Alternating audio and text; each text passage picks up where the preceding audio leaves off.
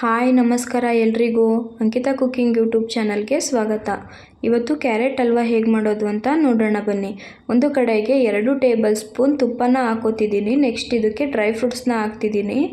ಗೋಡಂಬಿ, ದ್ರಾಕ್ಷಿ ಮತ್ತು ಬಾದಾಮಿನ ಹಾಕ್ಕೊಂಡು ಅದನ್ನು ಚೆನ್ನಾಗಿ ಫ್ರೈ ಮಾಡ್ಕೋಬೇಕು. ಸೊ ಲೋ ಫ್ಲೇಮಲ್ಲೇ ಫ್ರೈ ಮಾಡ್ಕೊಳ್ಳಿ. ಫ್ರೈ ಮಾಡ್ಕೊಂಡಿದ ನಂತರ ಅದನ್ನು ನಾನು ಒಂದು ಪ್ಲೇಟಲ್ಲಿ ಎತ್ತಿಟ್ಕೊತಿದ್ದೀನಿ. Next ಉಳಿದಿದ್ದಂಥ ತುಪ್ಪಕ್ಕೇ ತುರಿದಿಟ್ಟಿರೋಂಥ ಕ್ಯಾರೆಟ್ನ add ಮಾಡ್ಕೊತಿದ್ದೀನಿ. ಅದನ್ನು ಅಷ್ಟೇ ತುಪ್ಪದಲ್ಲೇ ಚೆನ್ನಾಗಿ ಫ್ರೈ ಮಾಡ್ಕೋಬೇಕು. ಟೇಸ್ಟು ತುಂಬಾ ಚೆನ್ನಾಗಿ ಬರುತ್ತೆ. ಸೊ ಡ್ರೈ ಇದ್ದರೆ ಇನ್ನೂ ಸ್ವಲ್ಪ ತುಪ್ಪನ ಆ್ಯಡ್ ಮಾಡ್ಕೋಬೋದು. ನಾನಿಲ್ಲಿ ಸ್ವಲ್ಪ ತುಪ್ಪನ ಹಾಕೋತಿದ್ದೀನಿ.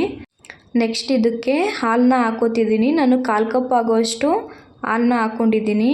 ಕ್ಯಾರೆಟು ಹಾಲಲ್ಲಿ ಸಾಫ್ಟಾಗಿ ಬೇಯಬೇಕು ಚೆನ್ನಾಗಿ. ಲೋ ಫ್ಲೇಮಲ್ಲೇ ಬೇಯಿಸ್ಕೊಳ್ಳಿ. ತುಂಬ ಹೈ ಫ್ಲೇಮ್ ಇಡೋದೇನು ಬೇಡ. ಲೋ ಫ್ಲೇಮ್ ಅಥವಾ ಮೀಡಿಯಮಲ್ಲಿ ಇಟ್ಕೊಂಡು ಬೇಯಿಸ್ಕೊಂಡ್ರೆ ಆಗುತ್ತೆ. ನೋಡಿ ಹಾಲೆಲ್ಲ ಸ್ವಲ್ಪ ಹಿಂಗಿದೆ. ನಂತರ ಲಿಡ್ನ ಕ್ಲೋಸ್ ಮಾಡಿ ಇನ್ನೂ ಒಂದು 5 ನಿಮಿಷ ಚೆನ್ನಾಗಿ ಬೇಯಿಸ್ಕೊತಿದ್ದೀನಿ.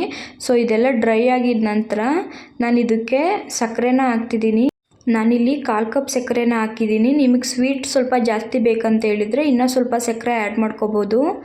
ಸೊ ಸಕ್ಕರೆನ ಹಾಕಿ ಈ ಥರ ಚೆನ್ನಾಗಿ ಮಿಕ್ಸ್ ಮಾಡ್ಕೋತಿದ್ದೀನಿ. ಮಿಕ್ಸ್ ಮಾಡಿದ ನಂತರ ನೋಡಿ ಸಕ್ಕರೆ ಎಲ್ಲ ನೀರು ಬಿಟ್ಕೊಳ್ಳೋಕೆ ಸ್ಟಾರ್ಟ್ ಆಯಿತು.